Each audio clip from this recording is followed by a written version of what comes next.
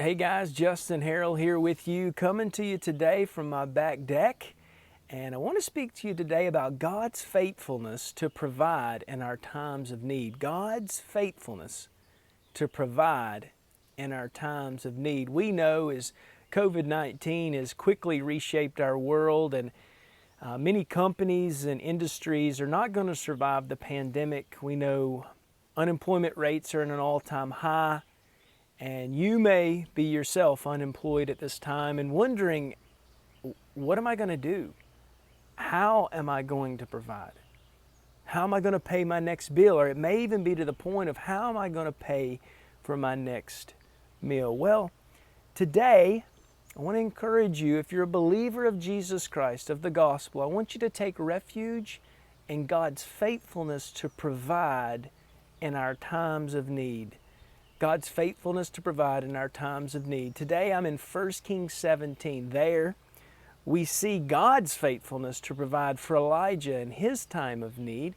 1 Kings 17, the first half of 1 Kings 17, there's primarily two stories, two sections, and both times Elijah's in need, God brings him instruction, Elijah trusts God's instruction, and in that there is provision. The first story, Elijah rebukes Ahab basically and says, listen, the land's not going to have rain until it's by my word.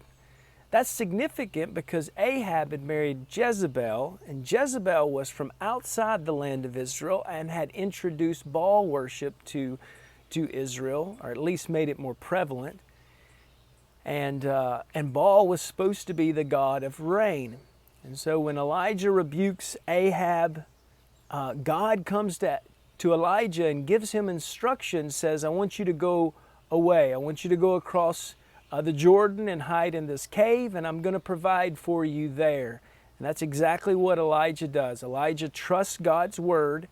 He goes across the Jordan. God miraculously provides through ravens. He gives him meat and bread 2 times a day. And Elijah stays there, fed by the ravens, and he's drinking from the brook Cherith, from a creek. But soon the drought would be so bad that the creek would dry up. But God would not abandon Elijah. And this second story, again, Elijah is in a time of need, but God comes to him and gives him instruction. Now he tells Elijah, go up to this northern country, Sidon, actually where Jezebel's from, and I'm going to provide for you there. He says, I've already prepared it. So Elijah goes up there. He meets a widow and stays with the widow and the widow's son, and the Lord provides meat and bread and water for them throughout the famine.